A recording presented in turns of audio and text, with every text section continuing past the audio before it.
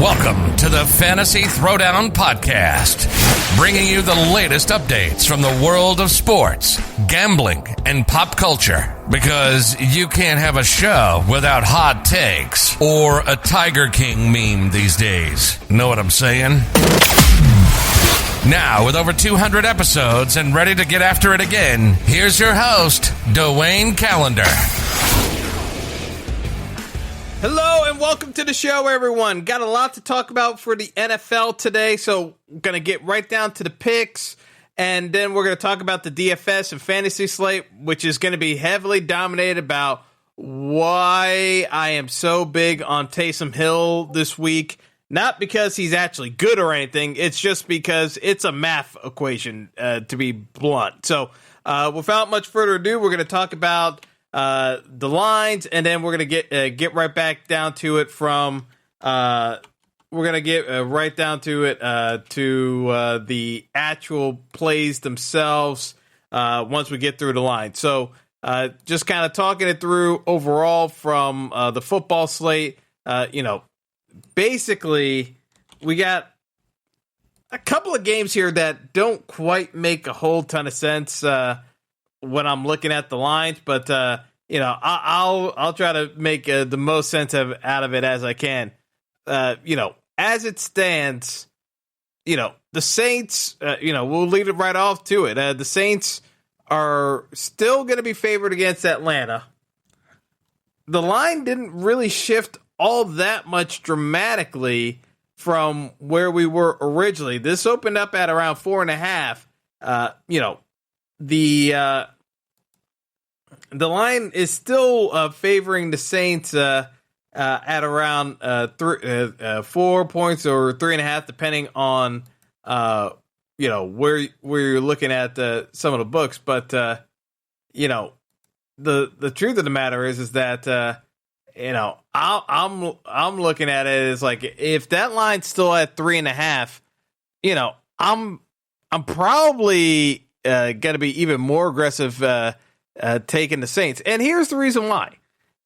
It's not that Taysom Hill's actually good or anything, but I'm seeing that total at 49.5. And I'm looking at this, and there are going to be fewer plays than people are expecting. I expect the Saints to ground and pound the Falcons, and that there are not going to be as many passing opportunities for Atlanta and big play opportunities for Ridley and Julio Jones. To me, I think the Saints will still be able to kind of gash Atlanta on the ground because Atlanta's defense remains hot garbage. So I think the Saints can cover. But the other way I'm looking at it from a betting perspective is I'm taking the under on that one. I don't see that one shooting out because I just think that game plays a lot faster than people are anticipating. I just don't see the Saints throwing that many passes. It doesn't make sense for the Saints to throw that many passes overall. So from my perspective, the kind of the couple of plays that I would say is lower overall total than people are expecting, but B, the other aspect is I just think you're going to see a lot of dump offs to Alvin Kamara. I think Alvin Kamara becomes the Michael Thomas outlet for Taysom Hill as opposed to Michael Thomas. I just don't like Michael Thomas this week. Most folks would say, dump offs, Michael Thomas is back in business. I look at it a different way. I think with a far worse quarterback, if it was Jameis Winston under center, then I would feel confident playing Michael Thomas. With Taysom under the center, I think we're going to see a lot of Wildcat. I think we're going to see a lot of dump-offs to Kamara in the backfield. I look at this as this is a Kamara game. Maybe Kamara gets a rushing touchdown, but he doesn't necessarily need the rushing touchdown to be good in fantasy from a fantasy perspective. I think he's just going to get a lot of pass receptions. And so his prop total of over 48 receiving yards, I like that from a Kamara perspective. I would take the over on that one because I think he's going to get the catches and he's going to get the receiving yards out of the backfield. That's the way I kind of look at it. So I like the Saints to cover, but I'm not necessarily going crazy over betting on the over. I think I like the under in this matchup, but I do like the Saints to still cover. Next up, Cincinnati traveling to Washington. Washington not getting a whole lot of respect. They're still favored, but only by 1.5. Listen, Cincinnati has not earned the respect enough of being good enough defensively that they're going to win on the road. So even with Alex Smith at QB, I think Smith will still be able to dink and dunk. Washington's trying to lose these games. I get that. I totally get that. But so is Cincinnati. Cincinnati's not going anywhere. So I know the public is on Cincinnati to win this game outright. But just looking at it from the perspective of how likely is it that Washington beat Cincinnati, it's at least 50-50 and probably a little bit higher. And with so much of the percentage from a picks perspective on because you got the public taking they got the public taking Cincinnati at a 70% clip. For picks pool purposes, I gotta take Washington. Just from a breakdown standpoint, to me, the play is Washington because they got at least a 50-50 shot at a minimum of taking this one. That's where I kind of look at it from a game breakdown standpoint. It's more 50-50 if you got Washington, and I know the public is very much on the Bengals here. I'm gonna be contrarian on that one. I would rather take Washington side of things, and I know some folks are still favoring going towards the Falcons as well with Taysom under center, but I'm probably going to end up playing more contrarian this week. That's the way I'm looking at it. So next on deck, we got Detroit traveling to Carolina. Carolina also favored, and this line actually shifted. So this is the talking point I want to get to. Originally, Carolina was still favored. The line has shifted more towards the Lions side of things, and that's because we still haven't gotten confirmation as of yet. And it's we got to get confirmation soon because it's a 1:00 game, and we're already past 10:30 as of this recording.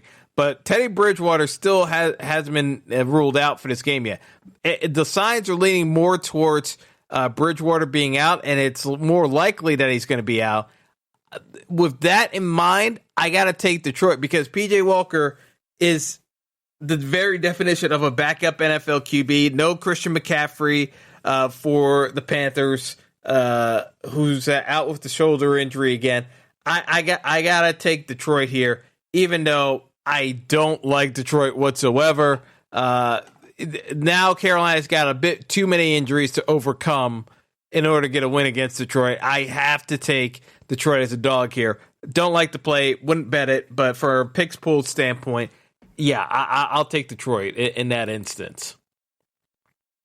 Going on, we've got the Patriots playing Houston, and this is, again, one of those matchups where you don't like it, but it's I wouldn't be betting on it, but Patriots 2.5-point favorites on the road. I'm still going to take New England because Houston's offense has not looked good. Something is off. We know it's off. It's the offensive line being hot garbage. That's how it's really boiled down to. The offensive line for the Texans cannot block. Still cannot block, even with all the picks. That Houston gave up for. I mean, man, the Laramie Tunsil trade just looks worse every day now with Bill O'Brien. But anyway, Houston cannot block. overall with that offensive line. And the Patriots, even though they've struggled defensively, I got to think they put it together and take out Houston here today.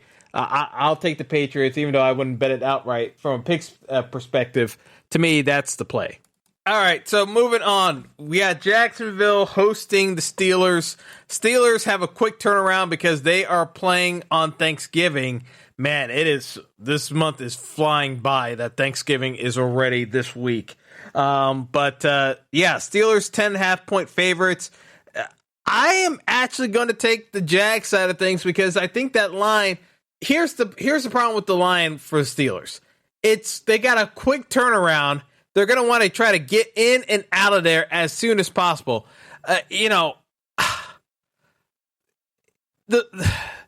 From an outright perspective, the Steelers are going to win this game. My concern is I don't know if the Steelers are going to cover 10 I think the Steelers win by 10. I think this is a hanger kind of game. Would I bet it? No.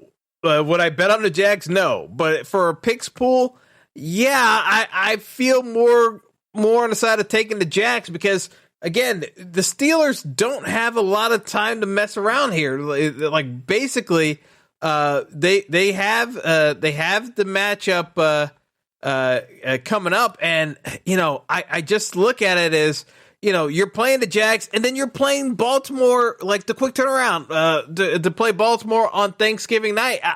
I'm looking at both the Steelers and the Ravens, and I got concerns. I really do have concerns taking them on the spread. Like people are factoring in not betting on the Ravens spread wise as a favorite, but are okay with betting on the Steelers as a favorite. And using the same contradictory logic. Oh, we're worried about the turnaround for the Ravens, but you're going to bet the Steelers at a higher number, like with the short turnaround? To me, it doesn't make any sense. If you're going to do it for one, you got to do it for both. So to me, my perspective is I'm going to take the Jags, and then for this next matchup in the 1 o'clock window, Ravens hosting the Titans. I'm taking the Titans +6 against the Ravens. Again, do I think the Ravens win the game? Yes. I think that both the Steelers and the Ravens win today. Do I think they cover? The Steelers have a 10.5 number. The Ravens have a 6 number. They got to cover 6. They got to win by a touchdown. I don't think either one of these teams covers. But from a betting perspective from the public, people are they are taking the Titans as the underdog, but are avoiding the Jags as an underdog, but citing the quick turnaround for the Ravens, but ignoring it for the Steelers. I don't get it. I've seen that commentary multiple times now that people are actually making the argument for betting on the Steelers, but not the Ravens, but citing the argument that applies to both teams. I gotta laugh. I have to laugh at that one because I just look at it. I'm like, I don't understand. You're making pick suggestions, but using contradictory logic. Anyway. I got to move on because we got to get to the fantasy portion of this as well. So moving on, we talked about this Steelers and the Ravens. Like I said, I like Jacksonville and I like Tennessee. So that we got one more 1 o'clock game to talk about, and that's Philly and Cleveland. Man, here's the thing: when the Eagles are underdogs, they play well. When they're favored, that's when they suck. The fact that the Eagles pissed me off so much last week by playing so horribly against the Giants that the only logical sense that I could see out of Philly this week is that they show up and ball out against the Browns. And it doesn't make any sense because why would you not show up against the Giants that you know are a worse team than you are, but you show up and play a Browns team that is capable of beating you? The Browns are going to want to run the football. Philly's pretty good at stopping the run. Matchup-wise, this should actually work out pretty well for Philly, but everyone is down on Philly because of how poorly they played against the Giants. And the Giants did not play well last week. Anyone that's trying to take a victory lap for Daniel Jones and the Giants, I got news for you. The Giants still suck. but so does Philly and everyone else in the NFC East. With that being said, somehow I think Philly finds a way of winning this game. It will not be pretty. Do not bet on this game.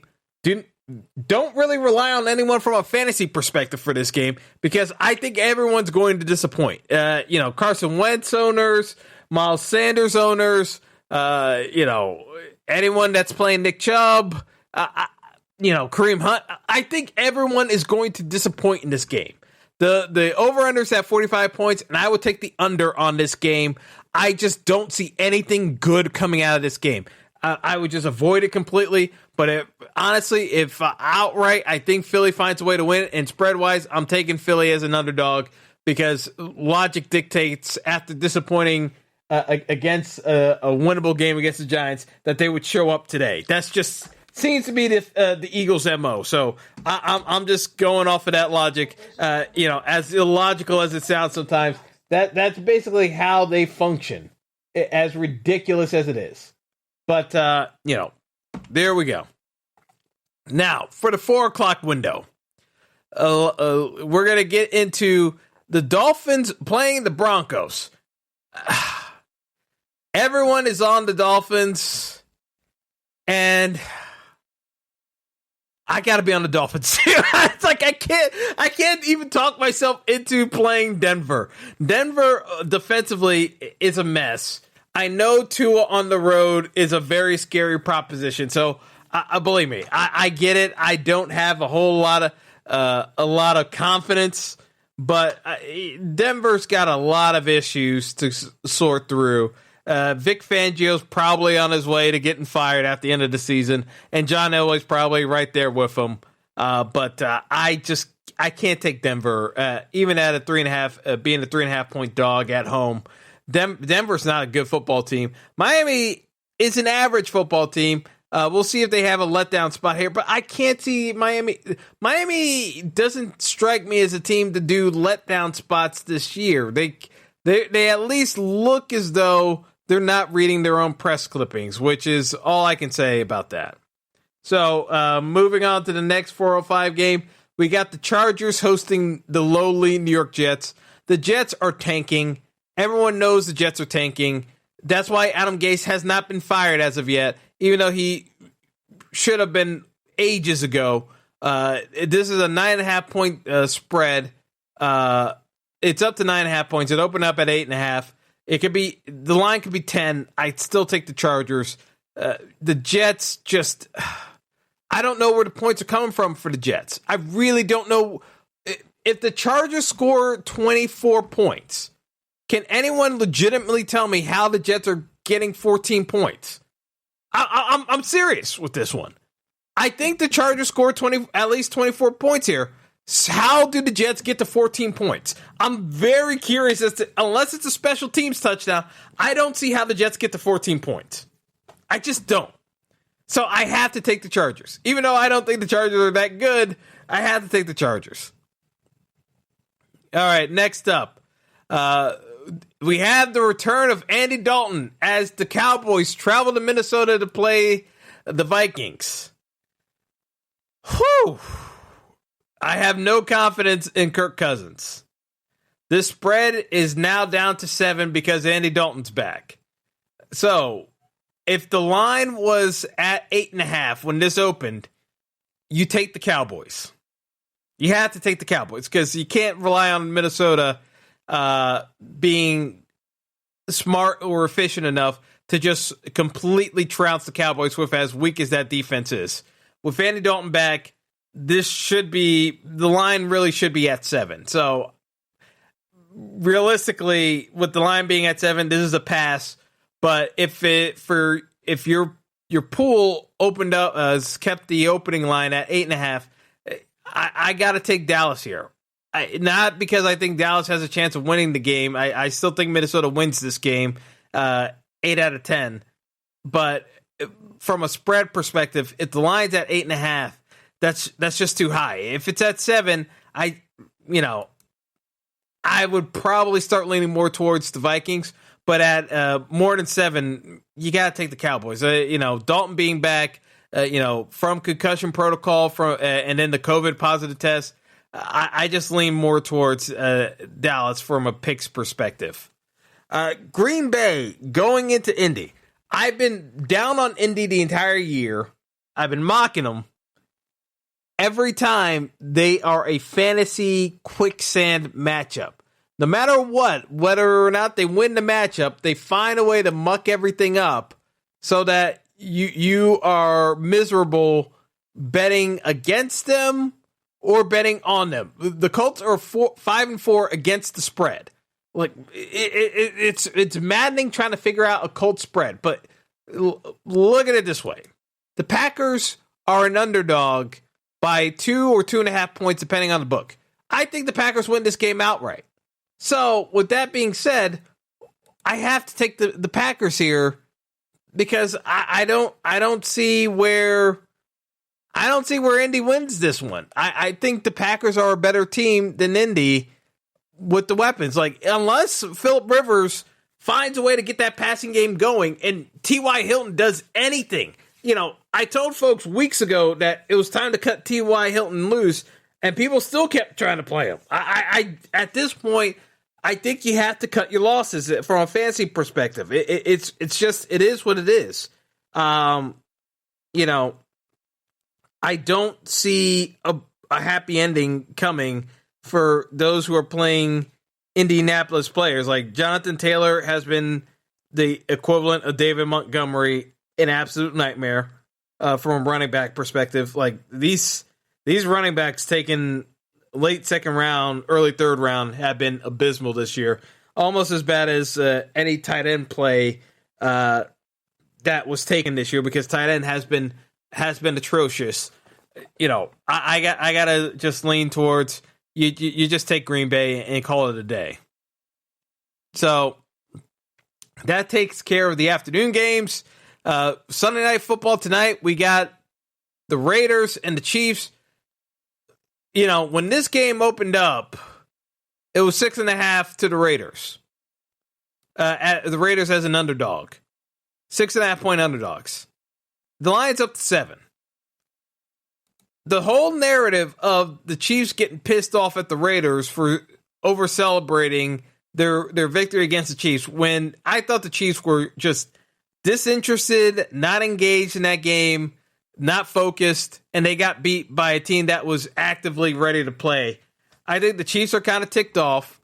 They know they can't get swept by the Raiders, because if they get swept by the Raiders, there's only one guaranteed bye in the AFC, unless you are a division winner, an outright division winner. And, the Chiefs losing that game puts the Raiders in almost in the driver's seat, because they'll have the tiebreaker advantage, and they'll only be one game behind the Chiefs. I think the Chiefs just put it on the Raiders tonight. I think the Chiefs are focused. They are not playing in a black hole. It's an empty stadium. There's just, to me, it's a brand new empty stadium that the Chiefs are playing in. The Chiefs are better than the Raiders, flat out, and they're motivated. I would be shocked if the Chiefs don't win this game by 10. So if it's a picks pool and this line with this line opening up at 6.5, if your picks pool still has this game at 6.5, you outright take the Chiefs. If you're betting on this one, which I am, I'm taking the Chiefs as well. I just don't see where the Raiders keep up in this game that the Chiefs don't take care of business. I think they put them away early. And this is not nearly as close of a game as people think it might be. I think the Chiefs are coming to make a statement, and it's a primetime game. I'm thinking the Chiefs are all ready to go for this one. All right, and to cap things off, we got Tampa hosting the Rams. I don't think the Rams are very good. I think the Rams have been very fortunate in some of their matchups. So, from my perspective, I got to take Tampa here. The 4.5 line, fine. If it, I think Tampa wins by a touchdown. I look at this from the standpoint of, they're going to see that,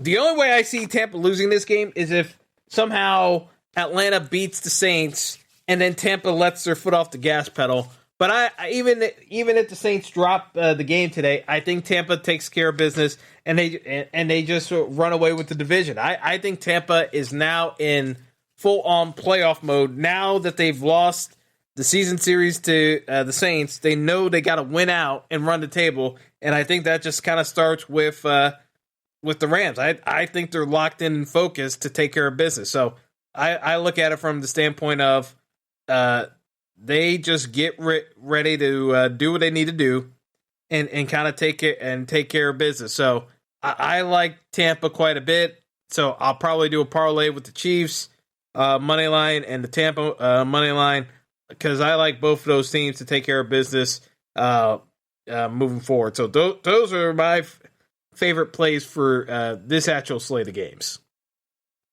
All right.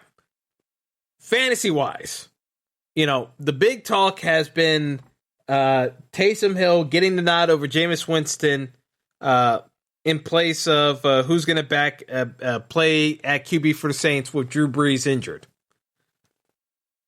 From a regular fantasy standpoint, the play would have been to play Jameis. Now that we know it's Taysom, to me, Taysom playing is not an ideal situation at all. I just look at it from the standpoint of it's not a good play. Like, end of story. Like, I can't be any more definitive than that. I don't think Taysom is a very good regular fantasy play. Regular fantasy. Jameis would have been the better regular season fantasy play for your leagues. Now, if you're in a 2 QB league or 14-team league, yeah, absolutely. You ride on you ride Taysom. Like that's no brainer. But to me, the way I look at it from my perspective, once it became clear that Sean Payton was leaning more in the direction of Taysom, I think it's going to be a more run-heavy game. Yeah, could Taysom get there if he scores a couple of touchdowns? Yeah, without question. I just think that there are more pathways for Taysom just to have a high floor but low ceiling than it is for Taysom just to go out and ball out and just have a monster game. I don't see the scenario where Taysom Hill just takes over and destroys a fantasy slate as a starting QB. I just don't. Now, why do I say from a regular fantasy standpoint, Taysom's not the play, but I love him for a DFS standpoint. Because from a DFS standpoint, it's all about the math.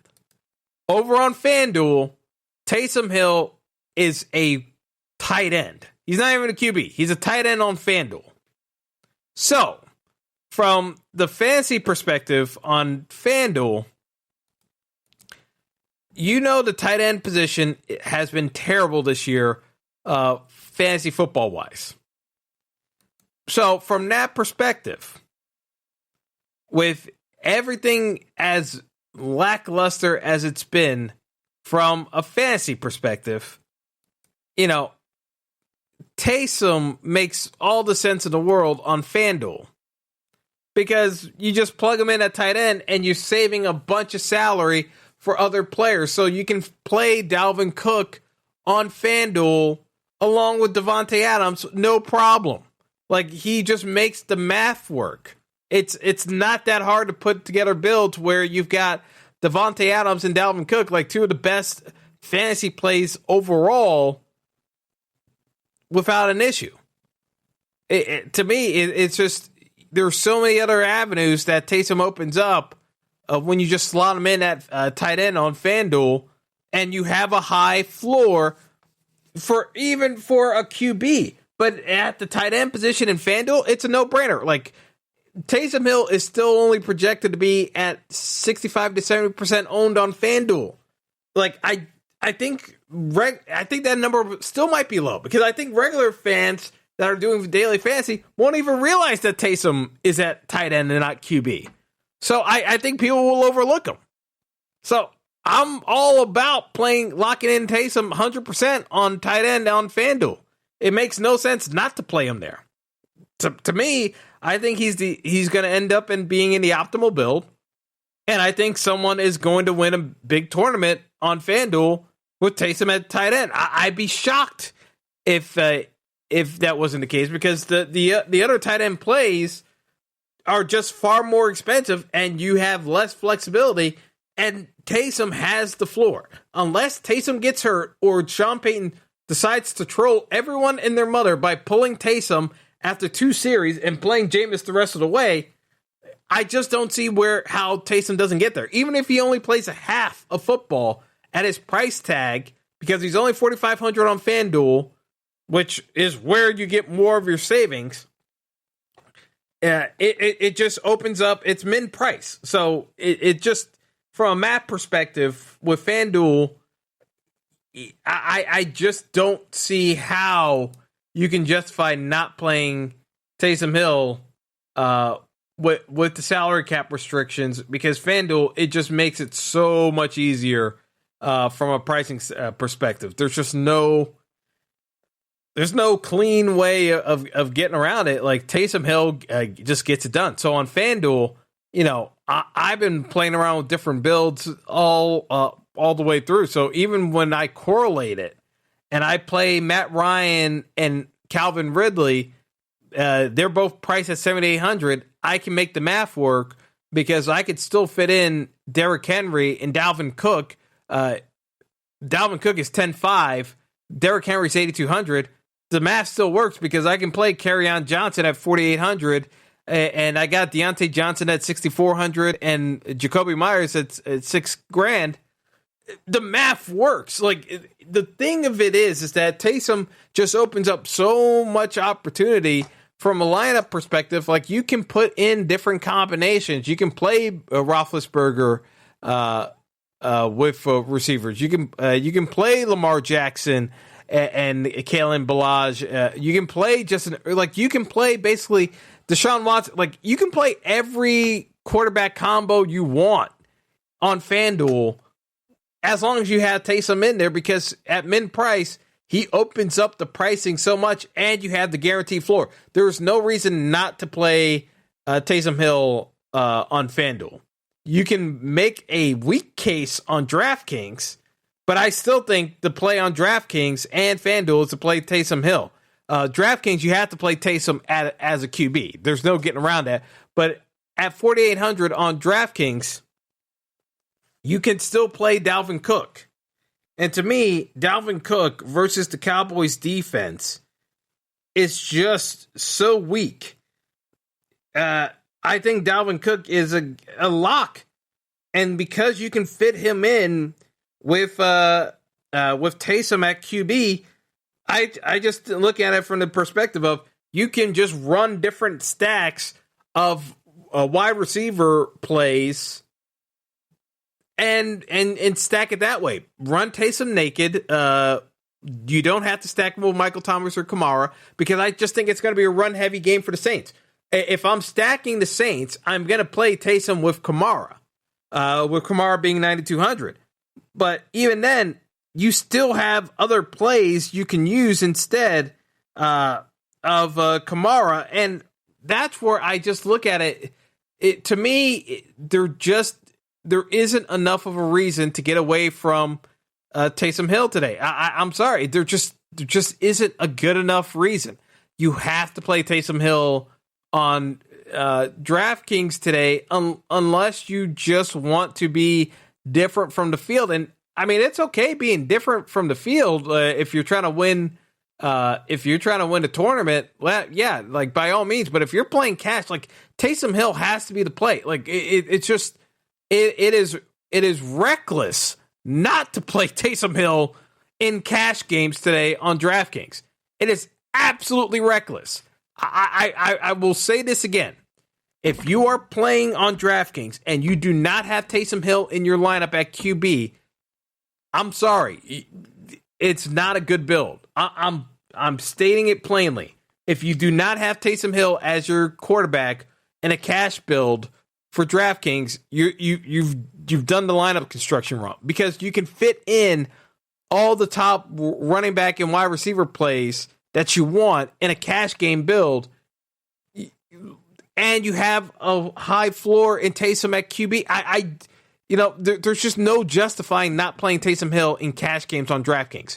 In tournaments, fine. You can make a case that there are guys with a higher ceiling, an explosive ceiling, because I don't think Taysom has a particularly high ceiling from a tournament perspective. You can find other guys that can get you there from a tournament perspective, but I get the argument on DraftKings.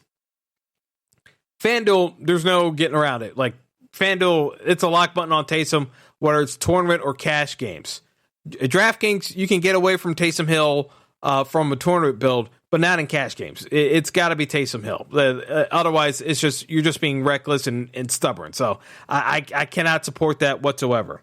So I'm going to leave it there. I'm going to get this uploaded just so you guys can do your last minute tweaks.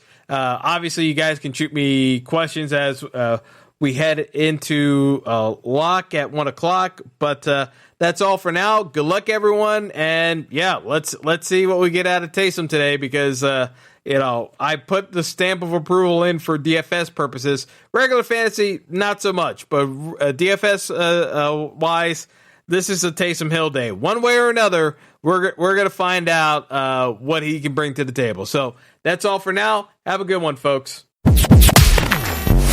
Thanks for listening to the Fantasy Throwdown Podcast. Be sure to like and subscribe to the show on Apple Podcasts, Google Podcasts, and all other major outlets.